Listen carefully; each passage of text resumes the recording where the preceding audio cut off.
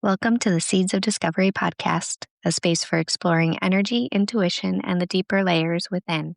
We're your hosts, Aileen Riley, Beth Blair, and Amanda McCaskill.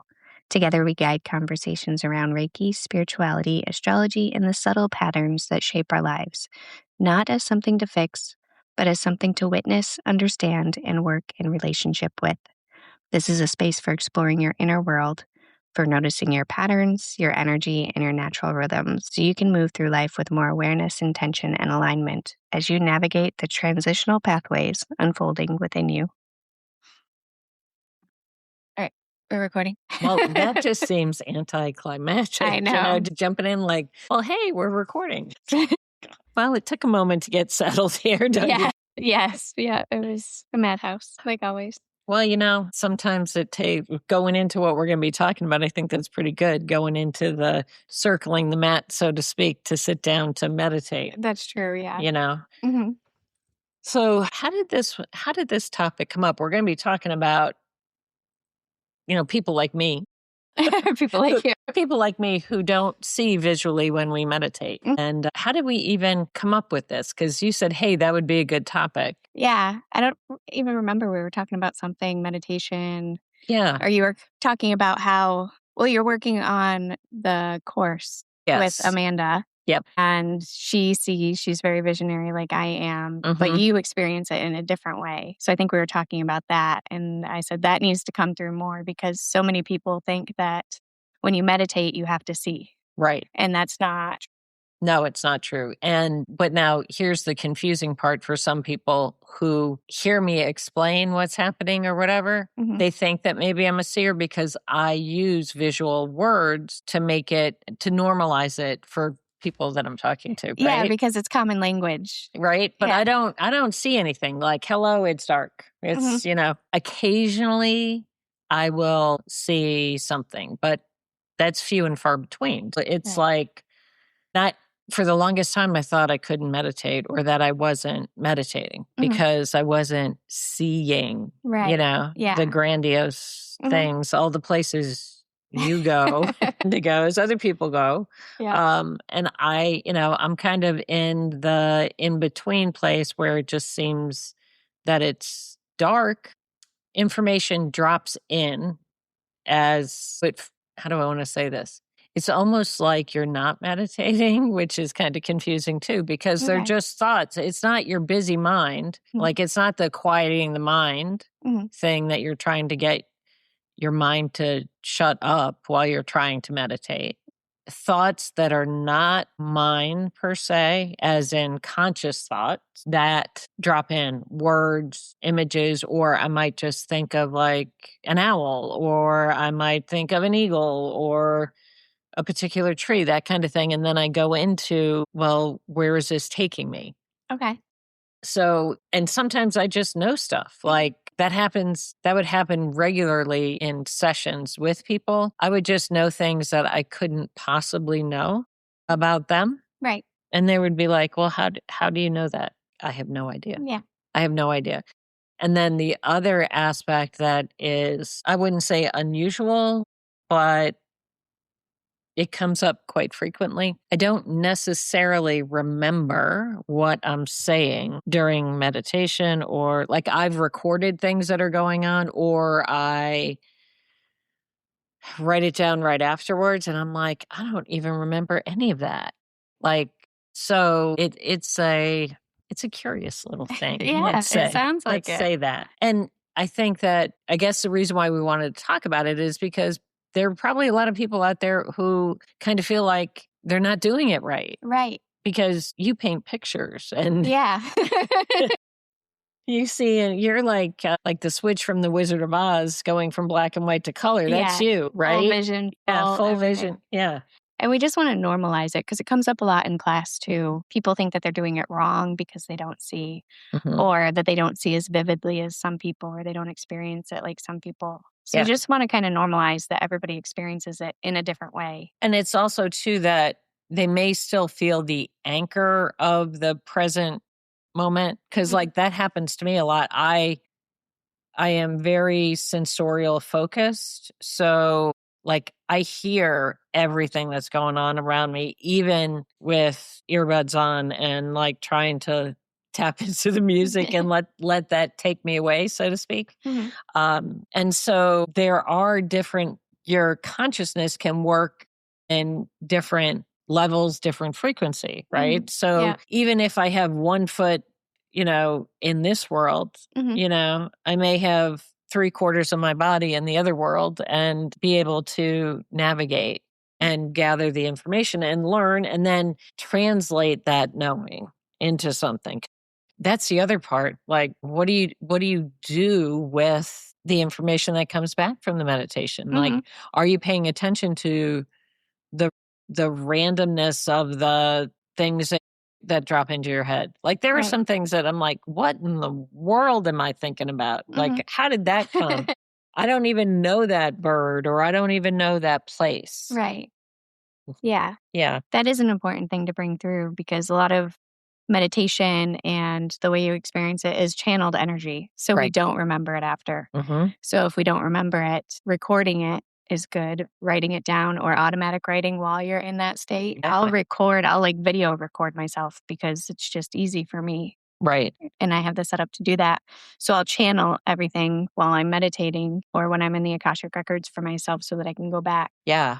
Yeah. And the automatic writing. So people think that if you're automatic writing, you're not meditating because you're doing something. However, for me, that works beautifully because I am keeping my mind busy with the motion because I'm very somatic, right? I am very much of this plane in this body, 4 on the floor, and so by writing, it grounds me, right? And it allows me to go deeper, I think, because I'm using the pen, tactile, touching the paper. That's a good point. Yeah, I never thought about it like that. Or touching the crystals, the pendulums, the connectors, that kind of thing, because that kind of movement is kind of like, petting the cat. It kind of calms your nervous system. Somatically, it just says, okay, this is what we're doing. we're going to be right here. Pet the kitty. It's really good. We're going to stay. Yeah, I didn't think about it that way, but that's a really good point. And then how do you come out of it, right? Like, so that's the other thing that people think is something wrong with how they meditate. Like, is it like a light switch? You just all of a sudden, okay, pop up, I'm done. Right. Because sometimes that happens. It's sometimes, like, all of a sudden, like the eyes are open and here I am. Other times I actually fall asleep. Yeah, that happens to me sometimes too. And then Lord knows what's going on there with the integration and that kind of thing. Yeah. And then there's a gradual coming back. Like if you're in a guided meditation, and how does that show up? If somebody's doing a guided meditation for you, how is that for you? Like, do you go off to where they're telling you to go? Or Elaine, do you go off on your own little journey? It depends. I definitely go off on my own a lot more now than I did when I first started. Yeah. And I think that's part of developing your own practice and developing your own relationship with meditation. But yeah, so you guys sent me a meditation for the new class. Yep. And, Amanda was saying, you go here. And my mind was like, nope, I'm good right here. I'm going to stay. And I had to turn the meditation off because my brain would not let me go further because I had to experience something in the place that I was at. And that is a very important aspect of, we're going to talk about in one of the next episodes, we're going to talk about the spiritual path and living the spiritual path, right? And that is one of the things, like just because this is given to you, this is the meditation, this is what you're listening to, it is okay to hit the pause and say, this is where my work is right now. So I need to be here versus over there. Yeah. And there again, we think that that's wrong, but it's not. It's the opposite. It shows maturity in your practice and maturity in knowing what's right for you spiritually versus someone else. Well, and I think the other part too is like, so you and I develop a lot of course content, and Amanda's joining us and contributing to the course content. Yeah. Right. Uh-huh. And so, okay. And I'm picking my words carefully because I don't want to offend anybody. It's not that we have a better way or that, but we do teach to all levels. So you have to have a starting point. have to have an understanding of where you're going. And even the most basic practice for an advanced practitioner can be very rich and meaningful. Oh, absolutely. You know, so it's not that we're saying this is how you have to do it, even when you're like using somebody else's prompts or meditations, or I'm thinking of, I'm not going to call this person out. I was taking a particular class and I couldn't do any of the meditations in this class. And it was frustrating. You know, here I'm paying for this content, right? I'm taking this online class and I can't get myself where they want me to go, but I know how to get to where the work needs to go, because it was simply the pacing. So pacing is an important part of meditation, right? Yeah. You fast track some I do people sometimes. Yeah.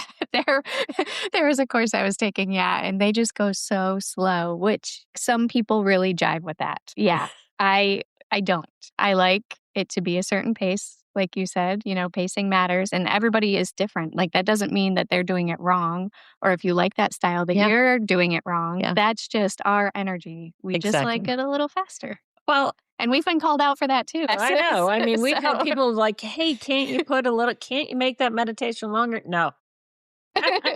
You can turn off the recording and stay there as long as you like. Yeah. And I think that's the other part that trips people up.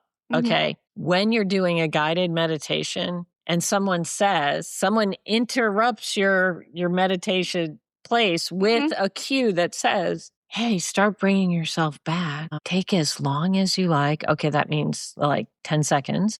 And flip the switch and be back here, pronto, ready to work. No. That means when somebody says, take as long as you like, take as long as you like, stay there, stay with your eyes closed. I mean, don't stay there for 3 days, but a few extra minutes, whatever you need. Whatever you're doing. Finish your thought, finish your experience, and then come out of it. But I think that's the other thing. Because you're in a group setting, you don't want to do it wrong. Yep. You don't want to be the weird one who either A, didn't experience anything. That would be me, That's right? true, Nope, I didn't see anything. I didn't hear anything. Then, later that day, my mind explodes with all of these ideas that were, guess what, from that meditation. Yeah. So it's not linear, the time that happens. it is not. And that is the thing. My information a lot of times comes in after the fact, like in the shower, cooking dinner, walking in nature. All of a sudden I get all these grand things that come from the meditation. And so again, explaining it. So developing course content, I have to explain visually what I don't see. I have to paint the picture. And that can be challenging. I keep going to that story about the blind men experiencing an elephant for the first time, and they were all at a different place on the elephant's body. Okay. And then they were trying to explain to each other what an elephant is. And it's different. Yeah. Because you're feeling the trunk versus the rump. And that's a big difference. Yeah. So trust is a big factor when it comes to meditation. Am I really experiencing this? Yeah. So my question to you is, when the stuff comes in, does it feel different? Like, how do you know that it's different, or do you just know? Okay. It is a loaded question, because how do I know? I don't know, and yet I know, right? Yeah. So that sounds wishy-washy, because it's not like my ADHD brain going, I have to do the laundry, and I forgot Q-tips at the grocery store, and Fiona needs her nails trimmed, and we got to pay the tax bill, and wait, next week when, la, la, la. It's not like that. Okay. And that's the busy mind when you're starting to get started in meditation. Those are the kinds of things that come in. It's just this busy, and it feels like hyped up almost. Like your active mind feels hyped up. When things come in through meditation, it's almost like it just drops into the top of your head. Like it is not, you said it, it's not linear. It doesn't seem connected to anything. And then it always makes me go, well, isn't that interesting? Like, there is that thought that comes in, because then my mind wants to process whatever the thing was, whatever the place was. Like, for example, in one meditation, all of a sudden there was a cottage where there shouldn't be a cottage in the script, right? Mm-hmm. And I'm like, well, what am I going to do with that? Well, I'm going to go inside. I'm going to go inside. It's like, okay, you're not supposed to be here. So now I have to figure out what you are. Right. And it took me to a deeper experience, right? So there's this dance that you have to do between discerning what is busy thought, conscious mind, and what is gifted spirit, unconscious mind. Collective unconscious stuff comes in sometimes. And it's like, yeah, how would I even know that fact? I have no idea. I think that the hardest part is getting comfortable with having to translate it, having to speak in the picture world. Yeah.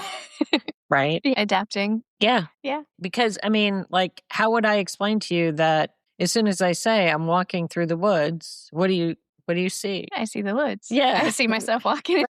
If I tell you that there are, blue butterflies, right? I am not seeing blue butterflies. I'm just the words. I know what they look like, but there's not a picture here. Right? Yeah. And so there you have it. That's it. So the things for the non-seers, and I don't like the non-seers. I was trying to non-visual seers. You are a non-visual seer because you still are seeing, you're experiencing or you're sensing, words as knowing, right? Yeah. Is a good way to, they're words as knowing. So good point is notice words, thoughts, sudden clarities that arise. Okay. I like that. And the cue is, like you said, you record things and then ask, what do I know right now that I didn't know how I knew it? Okay, that's kind of like a Dr. Seuss question. But how do I know what I think I know? But how do I know that? Right. Where is this coming? Not the why. Why questions get us lost. Clarity doesn't come from why. I can make up all the answers for why. But the other question, words like, what's the value of this? How do I know this? Where did this come from? What am I feeling when this happened? What other senses are heightened? Because I'm not seeing, but what am I hearing? What am I smelling? Some people in meditation, they smell things. So look at that kind of thing. And then where does it take you next? What is the sudden understanding, the aha moment that you have? And does it show up right after or is it delayed? Down the road. Yeah. And do you appreciate it? Do you acknowledge it? Right. Yeah. What do you do with all of your meditation? Like I said, a lot of times I either record them or I write them down. And usually during Mercury retrograde, we've talked about this before on the podcast, I'll go back and I'll reread them or rewatch them. Because usually there's little nuggets. Usually during the big astrology transits is when that stuff comes back around for me. Or we'll be talking about something, you'll be like, oh, I saw a bluebird. I'm like, wait a minute, I saw a bluebird in my meditation 3 weeks ago. And then I'll go back because that can trigger stuff too. Right. Talking to somebody, noticing the signs, not just in your own life, but that come up in conversation. Right. And that triggers usually something in my brain. Exactly. To go back and be like, oh yeah, I remember that was important. Yeah. And okay, so what you just said is an important thing too, is it be in conversation about it, but not from a perspective where you need somebody to tell you how to fix it or what it means. Like when Elaine and I talk about meditation, I'm not telling her what it means for her. I'm saying what's showing up for me when I listen to her and I make the connections, because that's where the juice for me is in the connection for me. What am I feeling? What am I, what did the bluebird mean to you in your meditation that brought you back there, right? Versus me telling you what a bluebird means. But yeah, because it's going to mean different things for everybody. Right. And that's knowing your own spirit and your own energy and not being influenced. What? I know, by what other people say. Because you could be like, the bluebird means this, this, and this. And I'm be like, oh, well, maybe what I thought was wrong. It's not. It's just you need to discern for yourself. Did we have that conversation I on think a we did, the last podcast? one. where you were talking about the birds in the backyard, not the chicken. Not the neighbor chicken. But you had an aha moment because you kept having certain birds show up. Yeah. And you were like, what do they mean? What do they mean? What do they mean? Yeah. And it wasn't until I stopped, and it was during our animal Reiki class, that I realized what they meant. And it was completely not what I was thinking, because I was looking them up in the books. I was researching, what does this mean? What does this mean? Yeah. What does this mean? And it wasn't until our animal Reiki where I actually connected to the spirit of the animal, where it was like, yeah. I've been talking to you the whole time. Not in the way. Aren't listening to me. Yeah. I was right here. Yeah. I was going to tell you. But see, that's where the cerebral thing comes in. So I was trying to figure it out in my brain and not in the spiritual body. So as soon as I tapped into that. Well, and so this could like take us down a whole nother rabbit hole. But sometimes for me, the processing comes through art after the fact. So yes, I sit down and meditate, without doing anything else, right?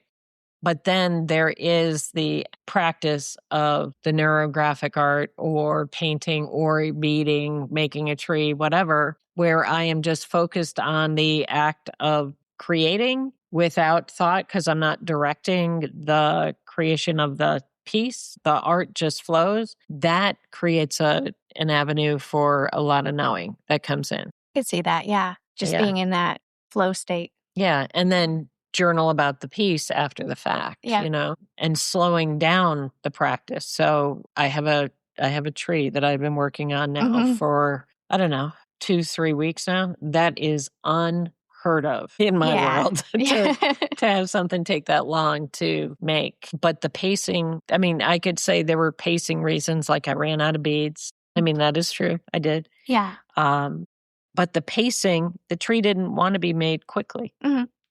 So, I'd go in, I'd put a few beads on, I'd sit there with the tree, move the wire around, be curious and see what shows up. And then now here we are, 3 weeks later, and it's complete. Can't wait to see it. And it's a lot. It's a lot. Mm-hmm. But that's another way to practice. And then let's talk about length of meditation for a minute. Let's just throw that one in there. Yeah, because that's another one that I feel like we like to myth bust, that you don't have to sit there for an hour and meditate in stillness. It can be 5-10 minutes. You can get so much information if it wants to come through and you're in the state in 5 to 10 minutes. You don't have to be sitting there for an hour. And I can't sit for an hour. I can sometimes, because I can get in that state. Yeah. And I've done it. There was that one day, I don't know what was happening, but I was in meditation like all day, back to back. But that's unusual and that's not common. And it doesn't have to be. Right. Honor your energy. Do you want to be in it for an hour? Well, okay. And are you using it as an escape? Like, let's be honest there. Yeah, I definitely was doing that for a while. Because I think that there is some stuff out there in the world of how we do things, right? Mm-hmm. Yeah. That there are these shoulds of how long you should meditate, and that you're more spiritual because you can sit under the Buddha tree for 6 hours and go to this state of bliss, which I'm not knocking if that's your jam. And I'm going to ask you, are you avoiding something? What do you do with that work after you take the retreat? We all need retreats. We all need down days. There are days that I can cocoon up on the couch all day long. Yeah. And of course, I feel guilty about it afterwards. But, there are different aspects. But what has you keep going into a very long meditation? And what are the fruits from it? And if there aren't any fruits from it other than being away from the world, which I'm not going to lie, that, kind of sounds kind of nice. Yeah. Then you're escaping like you really are. Yeah. So spiritual bypassing. Yeah, exactly. So an affirmation for the non-visual seers, the words as knowing people. My knowing is valid, even without images. My knowing is valid, even without images, I like that. That's the one thing that we really want to drive home, is that the people that see and are visual are not better they're not more in tune with their energy. Because I see this in like the groups a lot, the groups on Facebook and the groups online they're trying to get to a state where they can see. Not everybody's Yeah. brains are different. Okay, well, that brings in the people who can see auras Yeah. and stuff like that. Okay, we're talking about meditation here, but it's the same kind of thing. I see them occasionally if the lighting is right, if the energy is right. Right, yeah. If I'm right with the vibing with all the thing and I'm not distracted, I can see. And usually it's around trees and things or during a Reiki class after we've done a Yeah, the energy gazillion was- things. And yeah, okay, but that's not everybody's gift. That is not my strong gift. Can I train myself to do that? Sure, over a long period of time. Will I ever be proficient at it? Maybe, maybe not. But it's not my gift. And it's not a have to, Exactly, yeah. And yet there are classes and people who think that by reaching these milestones, practices, these things, I am becoming more spiritual, more awake, more connected, more. But are you? Are you truly connected to your own knowing, your own consciousness, and your connection to the divine in the language that works best for you? Yes. Anything else there? That's a lot. That was a lot. That was a lot. Okay, so I would say let us know. Let us know if you're a non-visual seer, if you had an aha moment, if we helped with that, because I don't think I'm the only one out there. Oh, You know what I absolutely mean? not. Yeah. No, we know that. We've experienced that. Okay, I'm drinking my big bottle of water again. That Lily licked. Yeah, that Lily lick. Yeah, we will share a picture of Lily taking my seat here. Yeah. All right. All right. Till next time. Yeah. Thank you for being here with us. Take a moment to notice what resonated, what shifted, what opened, and what might be asking for your attention. This work isn't about having all the answers. It's about learning to witness yourself with curiosity, compassion, and presence as you move through your own transitional pathways. Until next time, stay grounded, stay open, and keep discovering.